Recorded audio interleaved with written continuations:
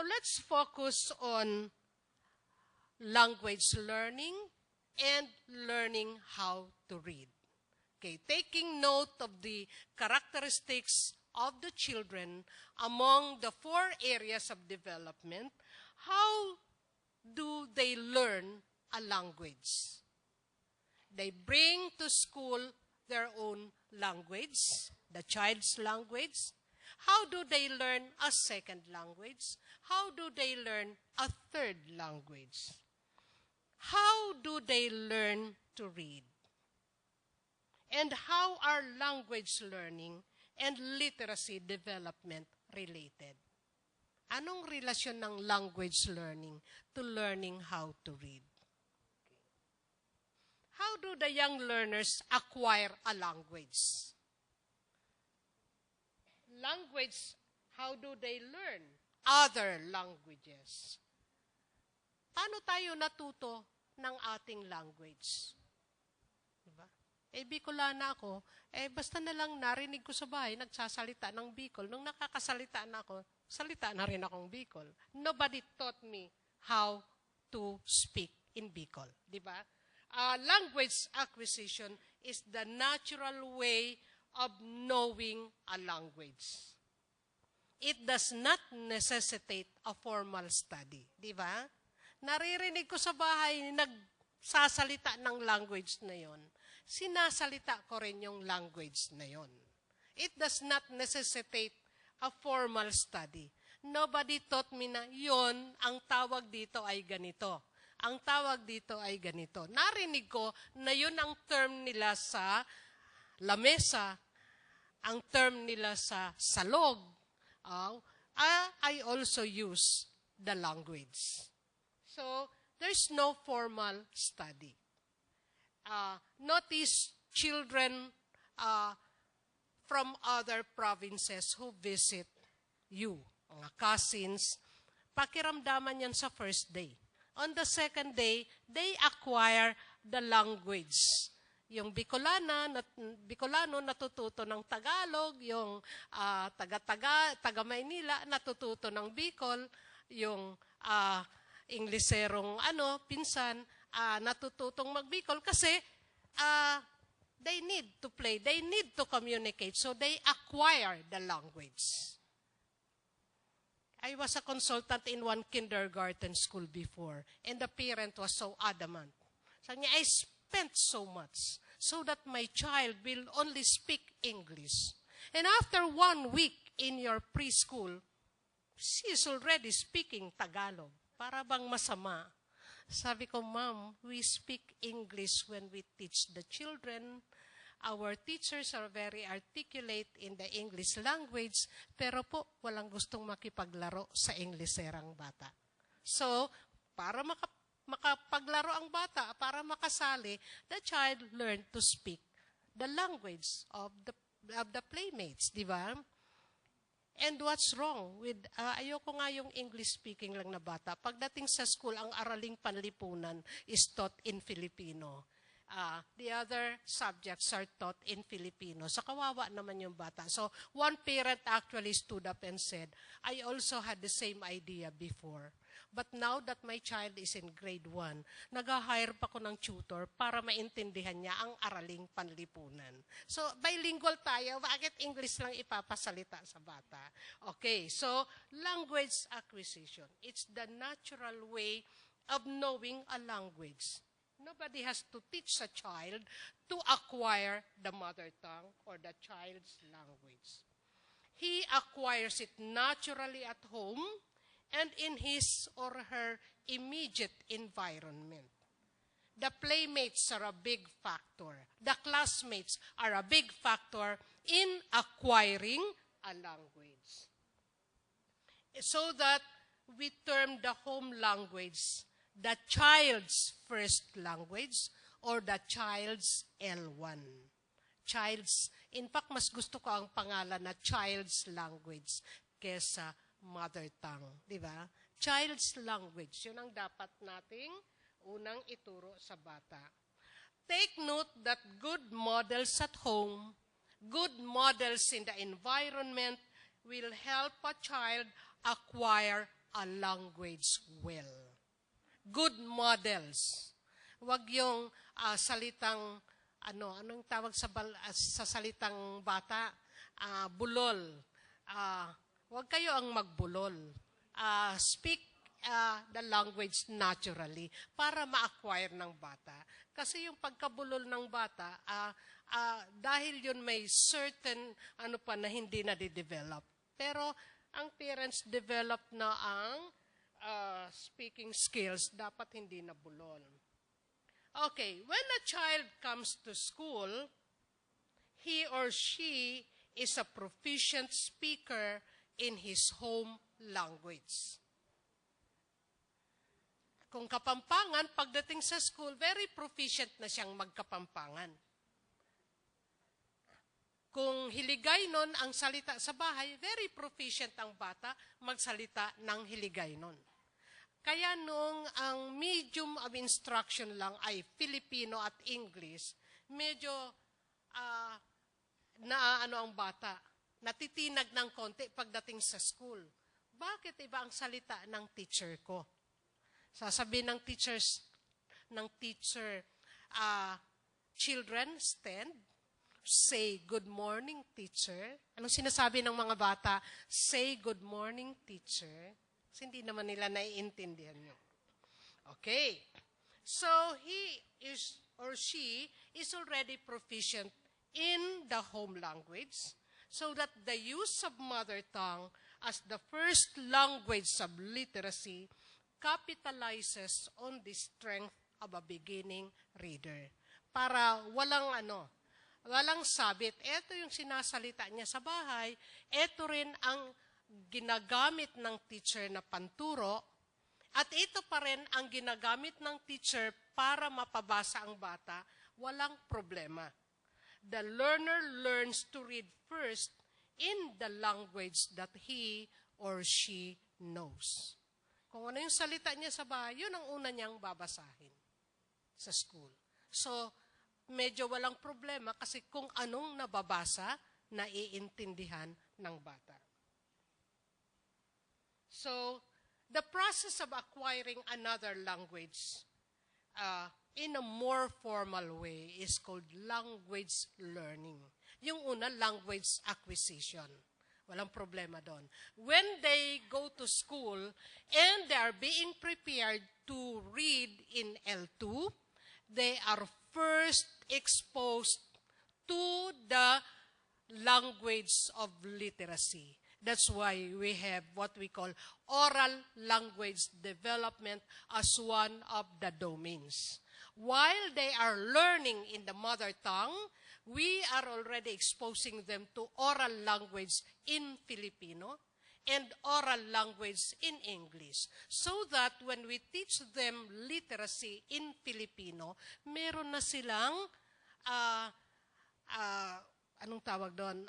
nakatago o meron na silang kapital na language terms in Filipino and in English na alam na nila. So, learning another language usually happens in school. And the beginning learner learns a second language or a third language and learns to read and write in that language. So dalawa ang pinag-aaralan ng bata when he is now learning a second language. He is learning the language and he is learning to read and write in that language. So paano ba tayo natuto nun, di ba? Nag-aaral tayo kung paano umingles, tapos nagbabasa na tayo sa English. It's not an easy job. Various approaches are employed in school in order for the learner to learn another language. So, what are those approaches? We expose them to stories in another language. Habang nagbabasa sila in Filipino, ideally, binabasahan na sila ng teacher ng stories in Filipino para na-develop na yung kanilang listening comprehension. Nakakarinig na sila ng bagong vocabulary. Naririnig na nila yung nuances ng another language. Constant use of the language in meaningful activities helps in learning the language. So, as I said, oral language development. Pag nagtitrain kami ng teachers, sasabihin ng mga teachers, Ma'am, anong itinuturo sa oral language? Kasi di ba nasa curriculum, oral language lang muna ang Filipino while they are reading in the mother tongue. When they get to read in Filipino, oral language lang muna sa English. Ano bang tinuturo? Lots of oral activities, which would include poems, which would include songs, guessing game, show and tell, news of the day, which I'm going to tackle tomorrow. So, pag-uusapan natin bukas, ano ba yung mga activities for oral language development? They should have lots of opportunities for listening and speaking in the target language. They are not yet reading in a second language, but there should be lots of opportunities for listening and speaking.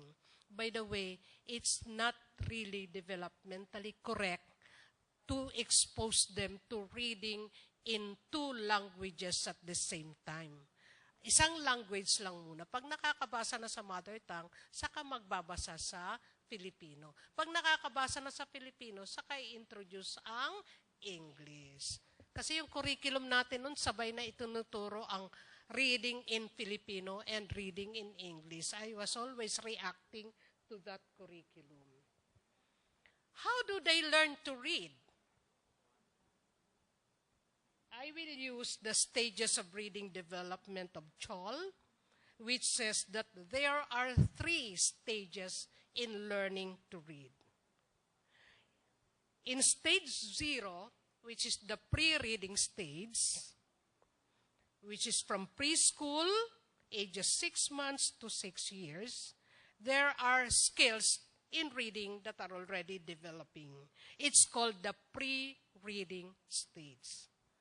Stage 1 is called initial reading and decoding. It's from grade 1 and beginning grade 2 or ages 7 to 8. Or sa ating bagong curriculum kasi 6 to 8 na ang grade 6 to 7. Stage 2 is confirmation and fluency from grades 2 to grade 3. Okay. Yun ang kay Chol na stages. May konting pagkakaiba, pero halos pareho. Yung stages ni Roscoe, which appeared in 2010, ang stage 0 niya, ang tawag ay emergent literacy. I love the term. Dissertation ko kasi to. Emergent literacy is from birth to preschool. Stage 1, beginning grade 1 is decoding. Stage 2, pareho din, confirmation and fluency. End of grade 1 until grade 3. Let's look at the major qualitative characteristics of the learners in each stage. What can they do? What can they do yet? Stage 0, from birth to preschool, the children pretend to read. Those young mothers in the audience can relate. When the children get hold of a book, they flip the pages of the book, and they look at the pictures, and they pretend to read. They retell a story when looking at pages of a book previously read to them. And they rely on pictures on text. They cannot read yet, so they look at the picture and they retell the story based on the pictures. Tama ba to sa mga anak nyong nung maliit pa? They flip the pages. At this stage, they start recognizing or naming the letters of the alphabet. And they recognize some environmental prints. Metro Manila children, wala atang bata na hindi nare-recognize yung Jollibee at yung McDonald's. Diba? Because it's all over the place. So, pag nakita nila, sabi nila Jollibee or McDonald's. Pero pag iba ng pagkasulat ng M ng McDonald's, hindi na nila kayang ma-recognize. Okay. They can print their own name. So, they play with books, they play with pencils, they play with paper. When they get hold of a paper and a pencil, they write. They gain control of oral language, and they recognize rhymes. So let's remember this when we talk about domains of literacy for preschoolers tomorrow. Notice the importance of exposing them to books, to pencils, and to paper. Notice that children learn to write first before they read. And writing means writing anything or scribbling. Kaya nga kung may preschooler tayo at mayroong pentel pen o crayon, lagot yung ating mga dingding. Because they write everywhere. Because putting a mark on paper or on any surface is an empowerment for them. Ay, nakagawa na ako ng mark. And they make and make and make marks anywhere. Pati yung door ng refrigerator, pag mayroong pentel pen, na-drawingan yun ng pamangkin ko. Kasi gusto niyang makita yung sarili niya na nakakaguhit na. Okay. They gain control of oral language and notice that they recognize rhymes at this stage. So take note of what the curriculum and the activities of preschool classes would look like. Okay. How are these literacy skills acquired? Hindi naman yan na-acquire out of the blue. But if an adult reads stories to the child, adult who responds to and warmly appreciates the child's interest in books and reading, then the literacy skill would flourish. So the implication, we read stories to the early graders or the kindergarten children. Ma'am, wala pong storybooks. Then we tell stories so that they can listen to the language. Okay. So being read to, proven po to ng maraming researchers. Children who are read to would have a big store, may nakastore sa kanyang maraming vocabulary words. And take note that if a word is heard in a very interesting activity like story reading, the child will not forget the word. Ano niya yon? Parang may ownership. Kasi narinig niya yon sa isang interesting activity at in context. How else? We provide them with books to browse, paper, pencil, blocks, and letters, which now we call the features of a print-rich environment.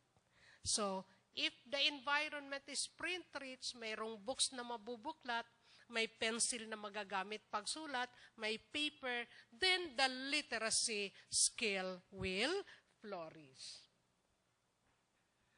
Okay, what's the relationship of reading to listening? Why is it that prior to learning how to read, we would always tell the teachers that you should read storybooks to children?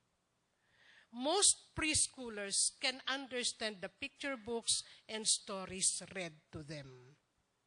And most preschoolers would understand thousands of words they hear by age 6, but they can only read a few, if any of them. So prior to learning how to read, meron na silang alkansya. Marami na silang alam na words. Na later, when they can already read, they can understand what they are reading because the words were met before, and chances are they are already part of the child's vocabulary. Okay, stage 1 is grade 1 and beginning grade 2. Initial reading and decoding. The pupils now learn the relation between letters and sounds and between printed and spoken words. So we teach them the letter names. This is letter S and the sound is S. This is letter L and the sound is L. This is letter M and the sound is M.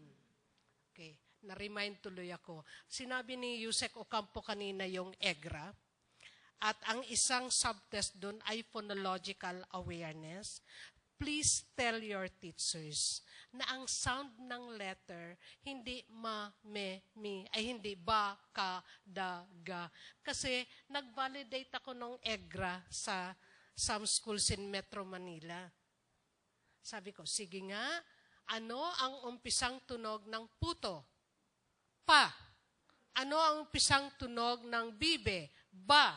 O sige nga, tunogin ang lahat ng titik sa salitang puto. Pao, tao. And ano yun? Consistent yun sa mga bata. So, when USAID reported yung result ng phonological awareness, the children cannot sound the letters well. Sabi ko, it's unfair. Instruction-based yun. Yung teachers kasi ganun ang turo. Ba, ka, da. Kaya, nakukuha ng bata. So please, observe your teachers and listen to them when they teach the sounds of letters. Hindi po ba, hindi po ma. It's m, it's l, it's k, and so on. Kasi paano yun? Pa-u, tao. Diba? Okay. They are learning the relationship between the printed, the letter name and the letter sound. They are starting to decode words. They use decoding to figure out the words. And they use the letter sound. M, a, n, man. K, a, n, can. They sound. Kaya nga sa umpisa parang k, an, an. Ganun. Kasi tinutunog muna bawat letter. So, nagiging nila, cue yung letter sound to be able to decode the word. In grade 1, they use skill and insight to sound out new one-syllable words in English or katinig-patinig, katinig-patinig words in the mother tongue or in Filipino. Sa Filipino kasi wala tayong 3-letter words. Masano tayo? Katinig, patinig. Ano? Ang vowel ba patinig?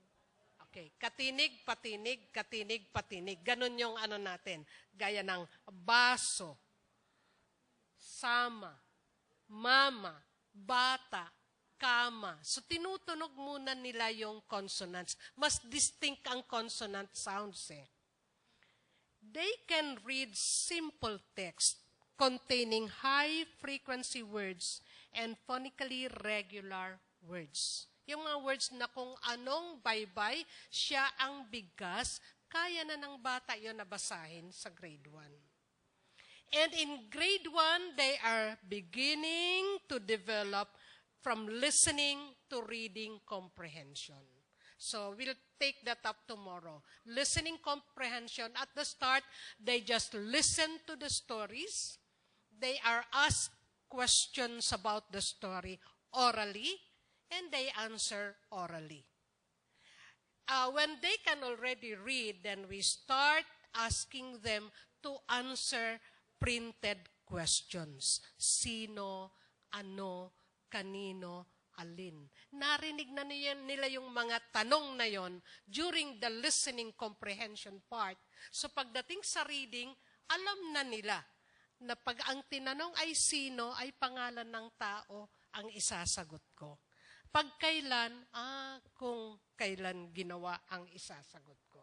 So, very important yung listening comprehension going to reading comprehension. Unfortunately, many of our early grades teacher do not start with listening comprehension. Sa stage na nag-uumpisa ang batang mag-decode, si nanay ay nasa bakuran. Sino ang nasa bakuran? Siyempre, hindi masasagot ng bata kasi ang kanyang focus ay pag-decode ng each word in a sentence. At hindi niya pwedeng pagsabayin yung nagde-decode ako at tinatanong ako. Pero kung sa umpisa, alam niya na yung mga terms na sino, ano, bakit, alin ang nauna, alin ang huling nangyari, mas madali na pagdating sa reading comprehension. So how are these acquired? We have what we call direct instruction in letter sound relations or phonics and practice in their use. So in grade 1, grade 2, and grade 3, we have direct instruction in decoding. In the mother tongue, pag grade 1. Then in Filipino, grade 2, first semester. Then in English, second semester of grade 2. We teach them explicit instruction ang teaching ng decoding or word recognition. How else? They are asked to read simple stories using words with phonics elements. So yung tinatawag nating the words in the story for the beginners are within their word attack level. Kung binabasa pa lang niya sa English, mga words with short vowel sounds, huwag mo munang pabasahin ng story na may mga words na always, because, hindi pa nila yon kaya kasi short vowel words pa lang ang kaya nilang basahin. Okay. We still read to them. We still read stories to them. The stories that we read to them are on a level above what a pupil can read independently. And we read to them to develop more advanced language patterns, knowledge of new words, and ideas. So I came from a laboratory school where every morning, the first hour of the day or first activity of the day is gather the children around you, open a book, and read a story to the children. So the listening comprehension is well developed. By the way, I taught grade 1 for 20 years. It was only when I cannot anymore do action song effectively when I was demoted to graduate school.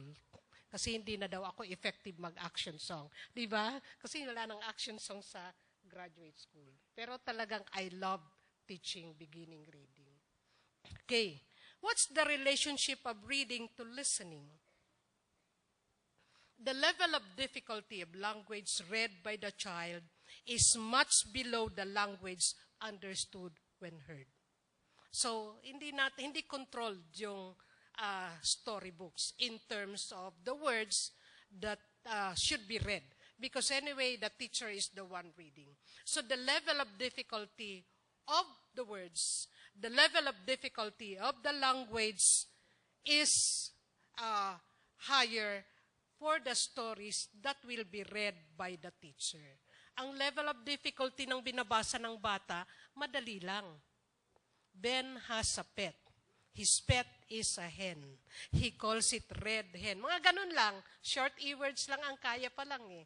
But yung stories na may literary element, mas higher or mas difficult yung language. At the end of stage 1, the decoding and word recognition stage, most children can understand up to 4,000 words when heard, but can read only about 600. So look at the implication, my dear administrators. Kapag hindi mo binabasahan ng story ang bata, ang matututunan niya lang 600 words. Pero kapag palaging binabasahan, may napipick up na 4,000 words na magiging kapital niya na pag nababasan niya na yung mga words na yon later. So, mas advanced or mas advantageous when the teacher reads stories to the children. Okay, stage 2, end of grade 1 until grade 3, we call it the confirmation and fluency stage. The pupils develop fluency in reading. Fluency means they read with accuracy, they read with automaticity, and they read with proper expression. Word-by-word reading does not guarantee understanding of the story. When the child reads, "My mother washes the clothes," hindi yun may intindihan ng bata. But we develop fluency. My mother washes the clothes. Kaya I would always advise that prior to the children's reading of a story, phrase reading should be the first activity. Yan, lagay mo sa phrases yung words ay yung may difficult words sa story and practice phrase reading.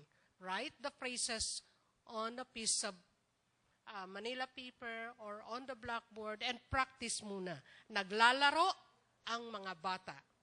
The pencil is in the bag. So, merong cut ng phrases. Ay, ng sentence into phrases. During the second stage, the stage of fluency, children recognize patterns in words. And they capitalize on these patterns. Best, nest, pest, rest, west. So alam nila, ay lahat lang nag-e-end sa ST. So when I read, I only focus on the beginning syllable. They check for meaning and sense. Maybe they start with, "Nasa mesa ang kubo." Wala atang kubo na nasa mesa. So they reread and they check for meaning and sense. Hindi pala kubo. Nasa mesa ang buko. They know a stock of sight words. And it helps if the teacher puts these sight words in the bulletin board. Para araw-araw nakikita ng bata yung words na in, the, has, by, from, sight words to kasi they don't belong to a word. Mahirap siyang basahin. Tingnan mo nga naman ang the. Tinuro mo na ang tunog, tapos pag pinagsama, the pala. So it's difficult to read. So these sight words should be drilled on by the teacher. They read simple, familiar stories and selections with increasing fluency. Familiar stories, familiar selections, they can read it with increasing fluency. Yung maganda ang tono. Ang naririnig ko kasi minsan sa grade 2 classroom, nagbabasa pero ang tono parang, "Ang mga bata ay nasa," parang gusto ko nang pasukin ang classroom at i-check yung intonation. It can be checked. So this is done by consolidating the basic decoding elements, the sight vocabulary, and the meaning context in the reading of familiar stories and selections. So take note, ano na ang decoding skill ng bata? What sight vocabulary can they read? The meaning of the words in the sentences. By consolidating all these, the children in grade 2 and grade 3 can read with greater fluency. Okay. So, there should be direct instruction in advanced decoding skill.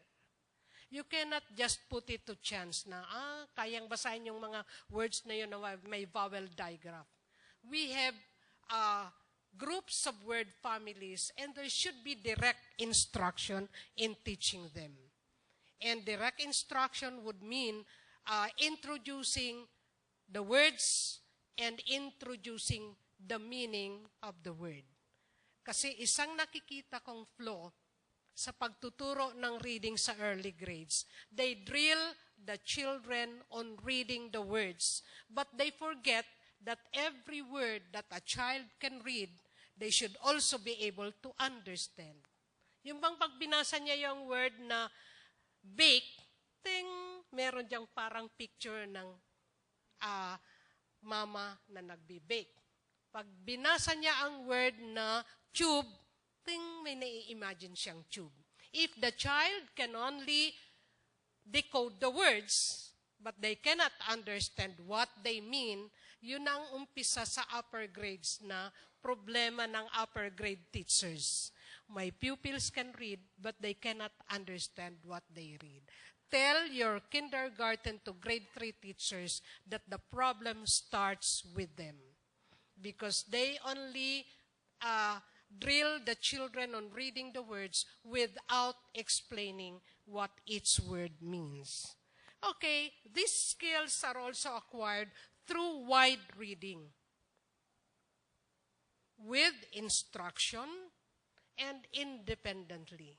So make use of the library hub so that the books are brought to the classroom and children browse the books and are enticed to read the books. Okay. They promote fluent reading. They try to read, and you should be there to assist them. For example, a boy was trying to read a storybook in English, and he started saying, the children laugha. Laugha. Sabi ko, hindi yan laugha. Laugh yun. Alam mong sabi niya, crazy talaga yung Americans. Laugh pala hindi na lang nilagyan ng F sa dulo. Which is true, di ba? Hindi sila kung anong baybay siyang bigas. Again, until grade 3, the children should be read to at levels above their own independent reading level to develop language, to develop vocabulary, and to develop concepts. At the end of stage 2, take note, about 3,000 words can be read and understood, and about 9,000 are known when heard. So 3,000 lang nababasa nila, pero pag binabasahan sila, pwedeng maging 9,000 ang alam ng batang words. Until grade 3, listening is still more effective than reading. Okay? Language learning and literacy development. Can you please read, everybody?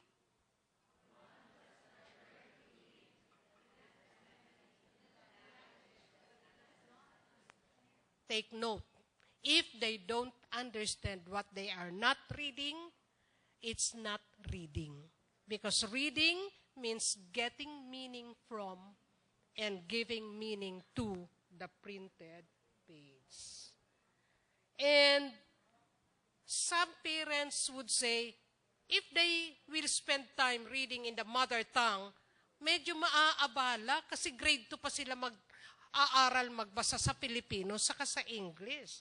But Rosenblatt said, meaning does not reside in the text or in the reader, but meaning happens or comes into being during the transaction between the reader and the text. And once they can read in the mother tongue, it becomes a stepping stone to be able to read in Filipino and in English.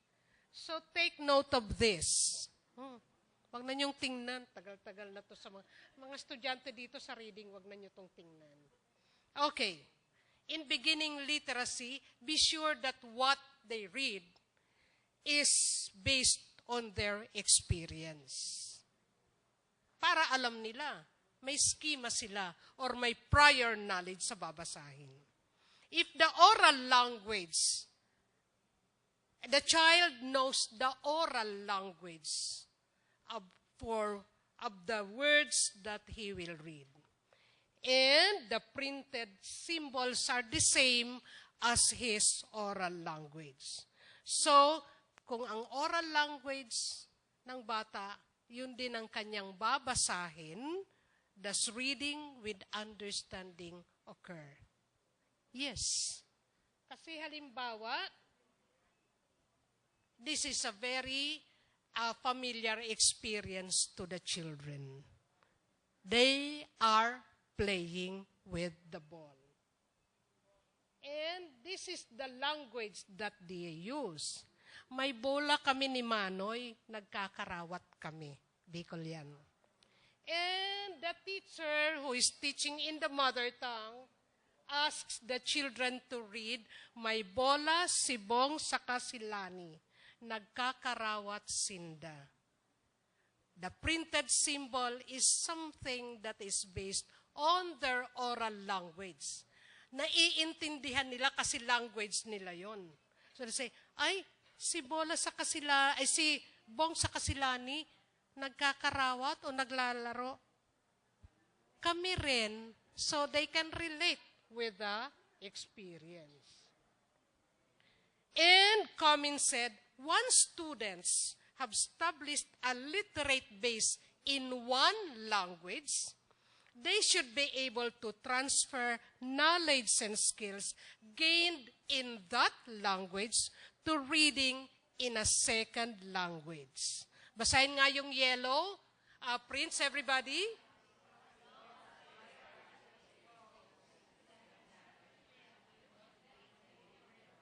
At kayo yon, or ang mga teachers nyo. Your teachers will expose them to the second language and motivate them to acquire the second language. Okay.